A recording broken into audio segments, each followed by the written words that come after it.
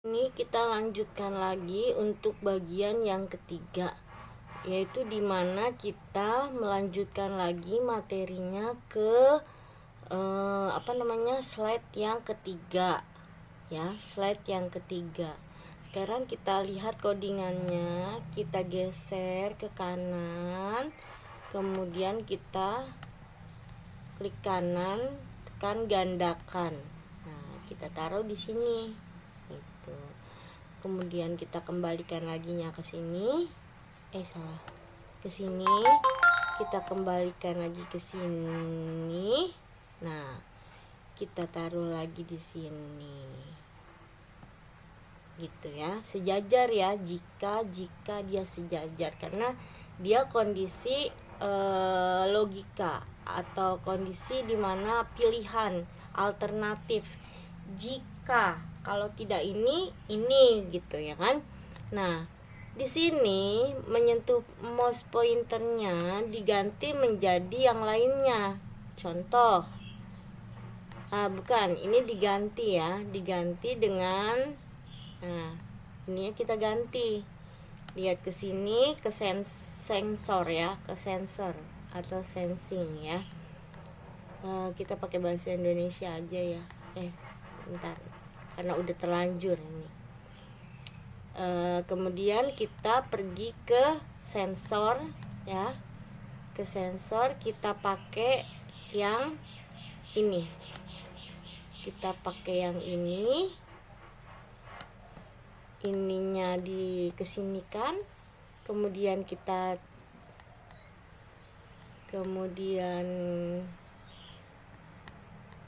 tekan ini spasi. Nah, ada panah atas, panah bawah, kita pilih panah atas gitu. Kita pilih dulu panah atas ya. Gantinya ke slide mana? Slide ke-3. Gantinya ke slide ke-3. Sudah, itu saja yang dirubah ya. Tidak usah yang lainnya. Sekarang kita lihat hasilnya. Nah, kita lihat seperti ini.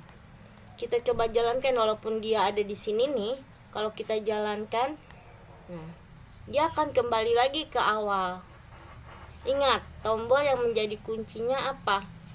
Kalau ini yang pertama kita tekan, kalau nggak ditekan dia terus begitu ya.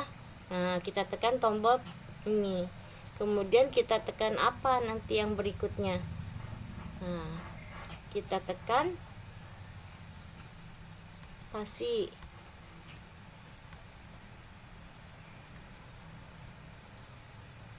Kita tekan tanda panah ke atas. Nah,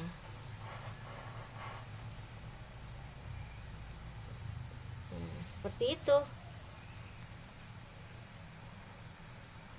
Nah, udah. Ini slide ke-3 ya. Jadi dari slide kedua ke slide ke-3 ya. Nah, seperti itu. Kita lihat lagi. Di sini jika kita menyentuh pointer mouse ya. Ini yang disebut pointer mouse. Jadi kalau kita arahkan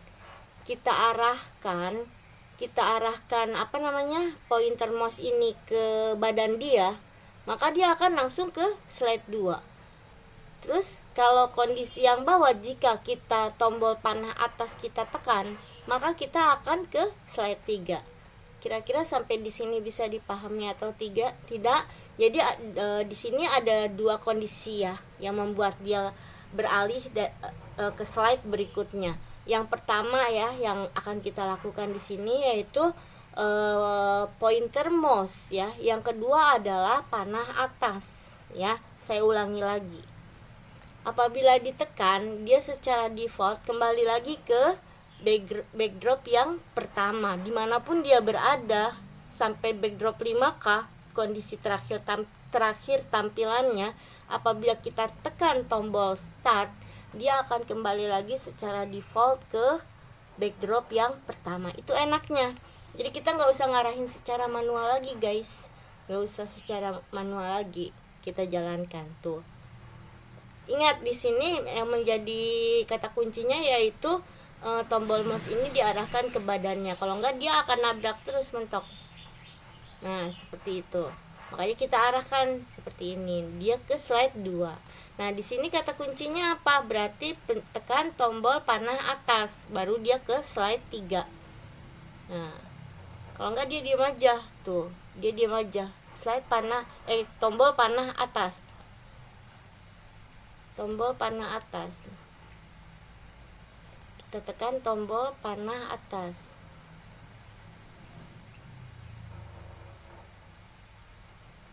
Bentar.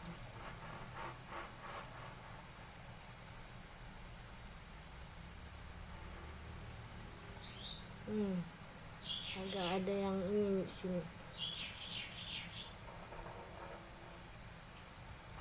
Nah, kita jadi berbedakan fase-nya ya. Kita tekan tombol panah atas, dia ke slide 3. Ini ada tulisannya slide 3 ya.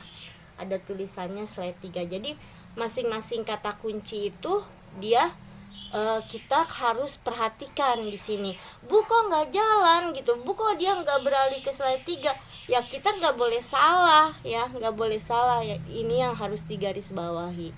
Ini pointer mouse dari slide 1 ke slide 2. Nah, ketika dari slide 2 ke slide 3 yaitu panah ke atas. Begitu triknya. Nah,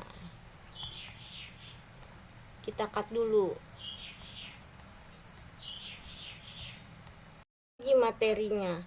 Ini kan baru sampai slide 3 ya. Slide 3. Kita tarik lagi ke sini, kita klik kanan, kita gandakan. Kita taruh di sini. Kemudian kita kembalikan lagi ke asal. Nah, kita taruh lagi di sini. Ini kan panah ke atas ya, ini panah ke bawah. Kemudian kita lihat slide-nya. Nah, berarti itu di atas kan slide 3 ya, ini slide 4. Nah, seperti itu. Mari kita coba. Mari kita coba. Nah, kita lihat. Kita pencet lagi defaultnya. Nah, seperti ingat kata kuncinya. Apa yang membuat dia ke slide berikutnya, yaitu ini kursor. Kita arahkan nanti. Nah, oke, dia masuk. Kemudian ini kata kuncinya apa? Tombol spasi ya. Tombol spasi.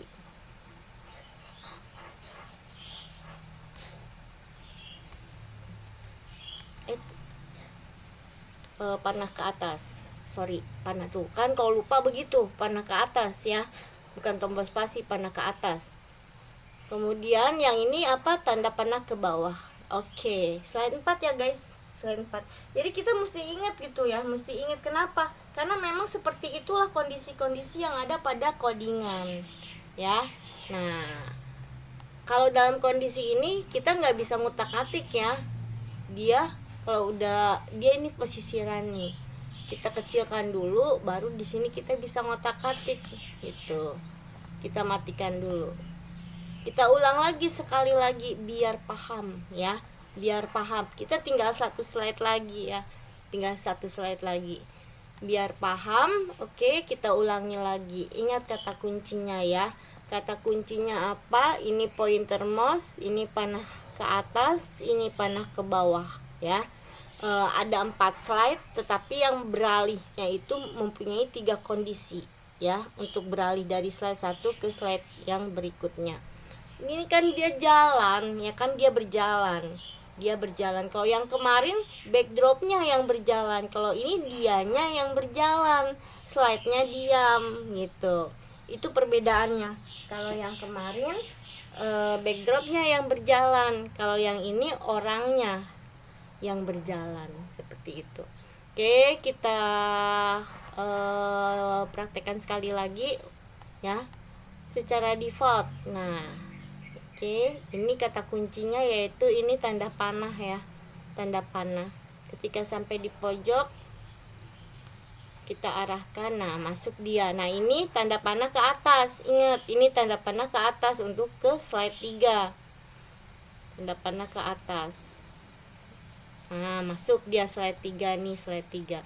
Nah, ini tanda panah ke bawah ya. Tanda panah ke bawah yang kita tekan. untuk ke slide 4. Seperti itu ya. Terlihat simple tetapi memang harus menguras logika dan menyederhanakannya. Itu ya. Kita lanjutkan untuk slide yang berikutnya ya, biar agak sedikit cepat. Lakukan hal yang sama. Kita klik kanan, gandakan, taruh di sini. Ya. Kita taruh. Ini kita kalau mau agar leluasa kita kecilin nih ininya. Nah, kita kecilin.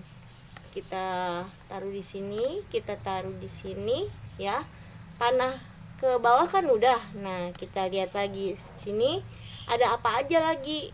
Nah, panah atas bawah udah. Kita coba manapun ya, manapun. Nah, ini manapun, apapun juga yang kita tekan itu dia beralih gitu ya, apapun juga ya, misalnya gitu, tombol spasi gitu, seperti itu. Mari kita coba, mari kita coba. Belum, slide terakhir, slide 5. Nah, seperti itu ya, kita jalankan.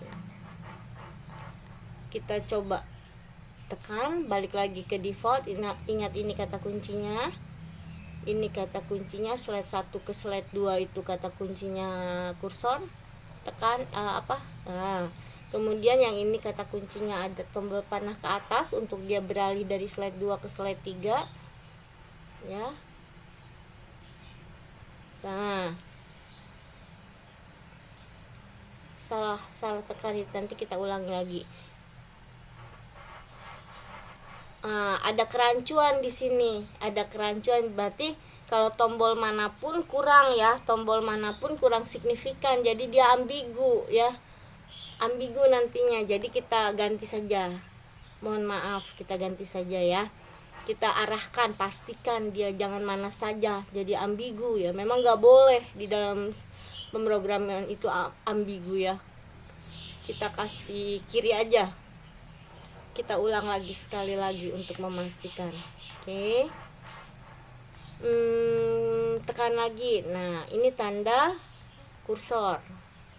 Kita coba kursor, kita arahkan, set, masuk.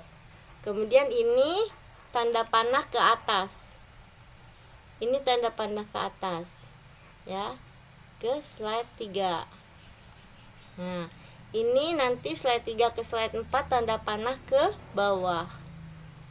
Tanda panah ke bawah. Oke, slide 4 ke slide 5 tanda panah ke kiri. Tahu ya kiri belah mana, jangan ketukar. Ya udah, kita coba. Masuk dia ke kiri ya. Berarti finish ya untuk tahap ini ya, finish untuk tahap ini. Artinya kondisi tersebut sudah sesuai dengan apa yang kita mau. Nah, lihat di sini. Di sini itu sebenarnya ini harus dilakukannya di awal ya. Harus dilakukannya di awal. Berarti kan ini kita hapus nih. Kita hapus ya. Berarti ini buat codingan,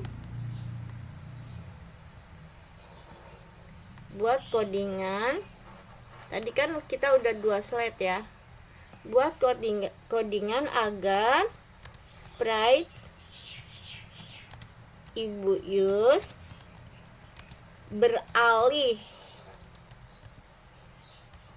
dari slide 2 ke slide 3 secara otomatis.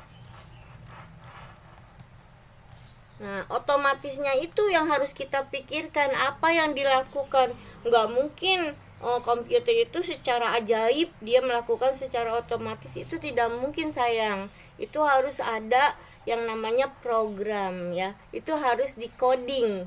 Nah, codingannya itu yang kita jalankan tadi gitu. Jadi tidak ada yang namanya otomatis seperti magic ya, nggak ada. Komputer itu harus di coding ya. Nah, ini kemudian yang ini tinggal kita copy, kita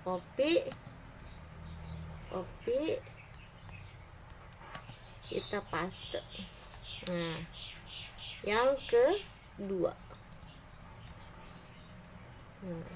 ya, yang ini kita lanjutnya di sini, kita hapus yang ini. Nah, karena target kita ini membuat coding, sudah masuk di ranah coding kan, kita sudah tidak bermain dengan estetik lagi gitu. Artinya estetiknya udah di depan, estetiknya sudah di depan, sekarang masalah logiknya gitu. Jadi membuat coding animasi objek sederhana ya materinya. Nah, buat codingan agar sprite Ibu Yus beralih dari slide 3 ke slide 4. Nah, ini jadi nggak otomatis ya kita buat codingannya. Coba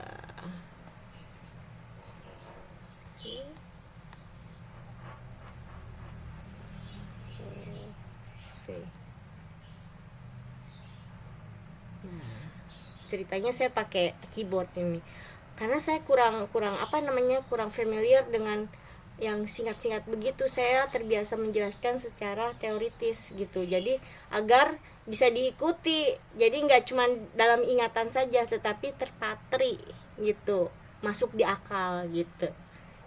3, buat codingan agar bukan salah, kurang P nya P